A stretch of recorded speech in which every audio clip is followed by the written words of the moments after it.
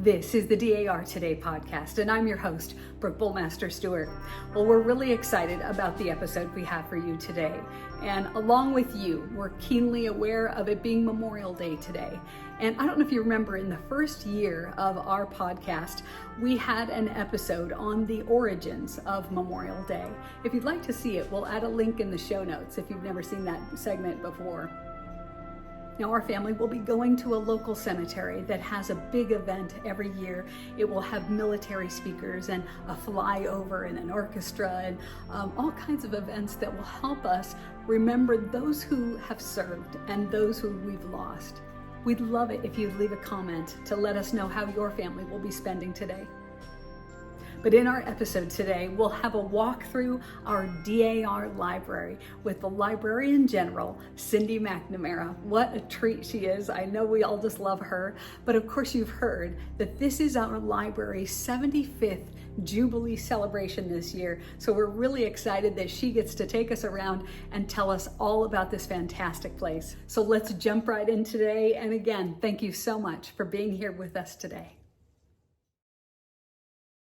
75 years ago. Does that ring a bell? 75 years ago, I was born, and so was this library. So we're going to celebrate our 75th year right here this summer.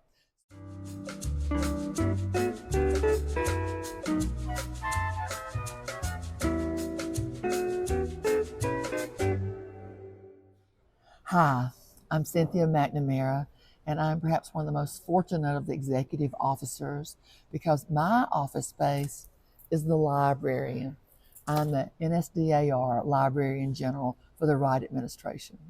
And I welcome you today so we could talk a little bit about the history of our library and about what the exciting things are that are coming up for Continental Congress and also just for the physical part of the library.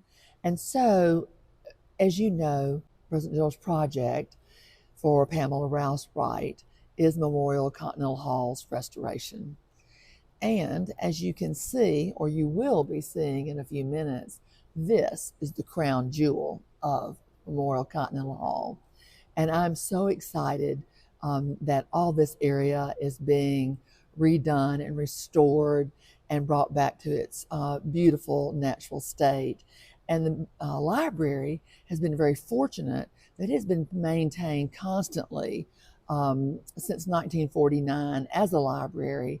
And so its upkeep has been minimal. So we've been very blessed by that. So I hope you'll enjoy seeing the wonderful things that we've got going on in the library that are not only books, even though those are the most important things in this room. So let's start walking. Join me. Okay. So, if you're listening to us by audio only, now we're where the original platform was when they moved into the brand new Memorial Continental Hall in 1910. And this room was set up where the stage was higher than it is now. And then the seating was all over the floor. And then in the balcony section, the balconies were from that beautiful railing that you always see when you come into the library, all the way to the top, which you can no longer see anymore because of the rolling bookcases. But imagine row upon row upon row of seat above you. And then on the floor, the very same thing. And then the special boxes up to the left and the right with the gorgeous eagles sitting atop the escutcheon and the beautiful carved vining and grapes. And then around the top, hanging from all the very tip top of the building, are our beautiful flags from all the states, beginning with the very first state, Delaware, and ending with Alaska next to it on the other side. At the very back of the hall, if you're standing on the platform, what would have been the platform, you see each of the shields of the original 13 colonies. They are never covered up by bookcases because they're so special. And Maryland is in the dead center of it. And so when they put all the shields up, you'll note the magnificent Baltimore clock. I know you can't believe it, but it's 6 feet tall. The gold stars are 14 karat gold, as are the arms on the clock itself. Right below it is Lord Baltimore's shield, because of course he was the aristocracy. And below the shield, down below, is our shield. Now, we're not going to tell the Baltimore chapter, who gave us this clock in 1910, that you shouldn't put Lord Baltimore ahead of the DAR insignia. We're just going to forgive them and be thankful that they gave us this gorgeous clock. And it was made by J.E. Caldwell and Company, which you all know was our original jeweler until many years ago. But it's exquisite. It is hard to believe it's 6 feet tall when I look at it, but it's so stunningly beautiful. And then above it, above the shields and above the clock, are this magnificent arches. And then you look to the ley lights, which all of your states so generously contribute to, when we had to come through after the earthquake and redo all the ley lights. And they are magnificent, shining on this beautiful room. Then when you look back toward the stage, you can see the insignia. And amazingly, it was wood for many, many years. Then some members of the Army Navy chapter of the DC State Society found out that a cannon from the Battle of Saratoga had been found, and they decided they were going to buy it. So they pitched in, they bought that cannon, and they gave it to the DAR, melted it down, and that is what our seal is made out of. It's getting ready to be restored for this Continental Congress for the 133rd, and I'm so excited about that. And I think it's so cool that they decided to get a little bit back of the British.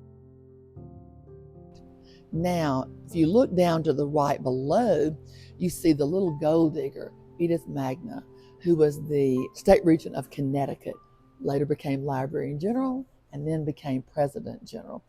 And it is she who put the stamp of approval on allowing the library to move from the NOC, what is now the NOC building, into this room.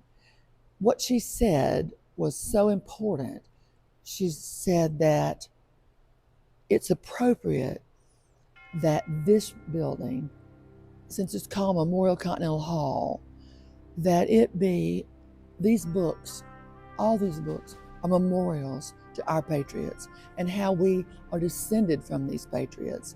And so this is a perfect place to put the library in the middle of Memorial Continental Hall, because this is the memorial to our patriot ancestors, which I absolutely love. And she wrote that in a letter to Mrs. O'Byrne, who was President General, and trying to convince the daughters that they wanted this to reuse this space. It was no longer able to be used because of fire code.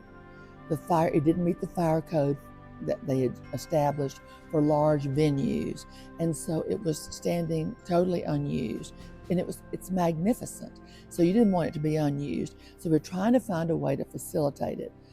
But many members remembered when it was its gorgeous self, when you can imagine in all of these balconies and all of the beautiful balcony level seating up there, and in these little boxes, all the ladies in their finery and their glowing feathers coming out of their hair and their fur foxes around their stoles leaning over, and the palms upon palms on sides of the platform itself in perfect Edwardian splendor. And they just didn't want that to be ruined. And they said no. And so it took a lot of convincing. But Mrs.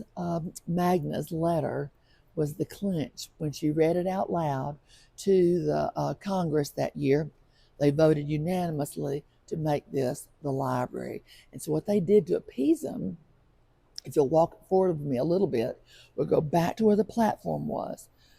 They built the floor up to the height of the platform. So this floor was really 3 feet lower, but now it's raised up to where it's all level. And then they left all the balconies, and at that time they didn't touch the overhead balconies that surround around under the 50 flags. They did not touch those balconies. Those were still seated areas where you could do work for your research and your genealogy. Then in 1970, they just ran out of room again. And so rather than move this gorgeous facility, they decided to just open up the balconies, and that is what they did. Sadly, the upper balcony seating had to go.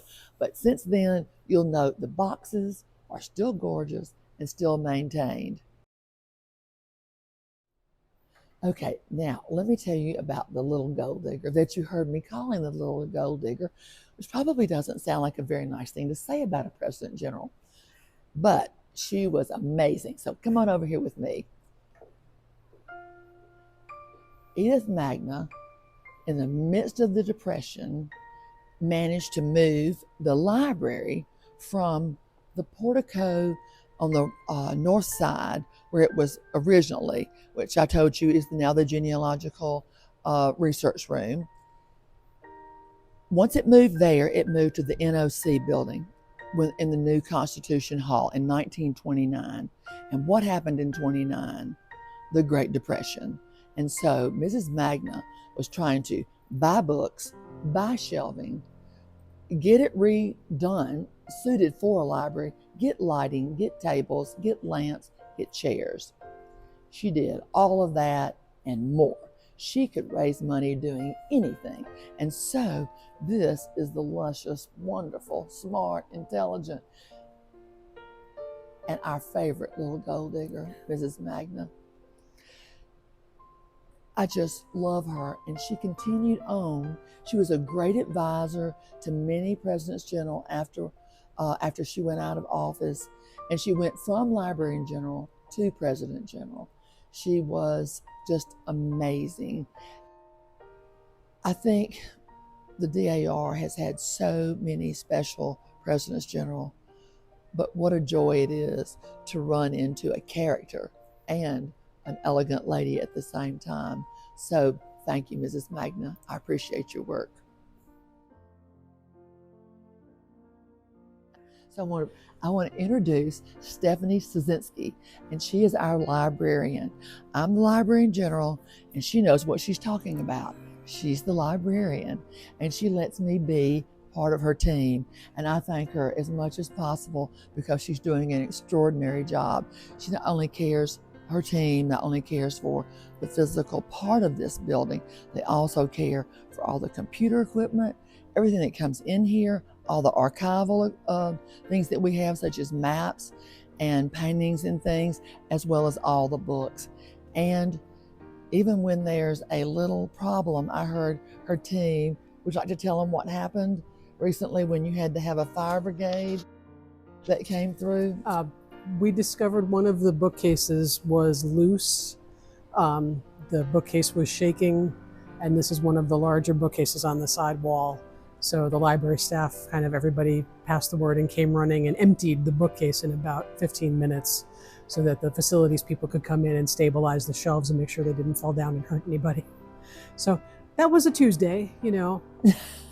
And they fire brigaded it, all the books off the shelves. Yes. And if you look at what a shelf looks like, you can see that was a lot of work. She's got a fabulous staff. Yes. We're so blessed, and they do so many more things here in the library. They have programs, they have dinners, they have meetings. The GRI committee comes, and she's the host for that during the year. So we're very blessed, and I thank you, Stephanie. Thank you very much. It's a pleasure to work here. And thank you for joining us. And to celebrate our commemoration of the 75th anniversary of the library being in Memorial Continental Hall, we've been fortunate to have Mrs. Wright design a beautiful commemorative pin. And it's based on the eagle on the box above, and it's the eagle's resting place. It's the escutcheon crest, and it's absolutely exquisite. We hope you'll purchase that and enjoy us and wear it proudly. On your left side, it is a ribbon pin. It is absolutely beautiful, and it celebrates the Jubilee of our beautiful library. So come celebrate with me my Jubilee and the library's Jubilee, our 75th. I guess our time has come to an end. She's making me shut this down. I could talk all day about this exquisite room. I just hope that you'll come visit us and see our library and join us for our birthday party that's going to be on Wednesday afternoon here in the library. So look on your Congress schedule and see when that's going to be. We hope all our state librarians will join us. And if you're a supporter of the library, please come and see what you do. And of course, if you use the library, which we hope you all do, please come and join us. It's going to be a fun event in the afternoon, and we'll hear a little bit more about the library and hopefully have some special guests for y'all to meet. Again, thank you for taking such good care of this magnificent facility. I don't know what we would have done without the generosity of our friends of the library, without the donors who just said we're going to do this no matter what, about the states who send their books every year and increase our holdings so that more and more members can come in. It's you who've made this place what it is. And thank you so much from the bottom of my heart and from the executive board and our National Board of Management as well. Thank you and have a good day. And I look forward to seeing you in June. Bye-bye. Well, we leave you today with this quote by Thomas Jefferson. To penetrate and dissipate these clouds of darkness, the general mind must be strengthened by education. Well, thanks for listening and be well, dear friends. Let's celebrate the stars and stripes forever. And remember, with all of your ancestors behind you, you are the result of the love of thousands.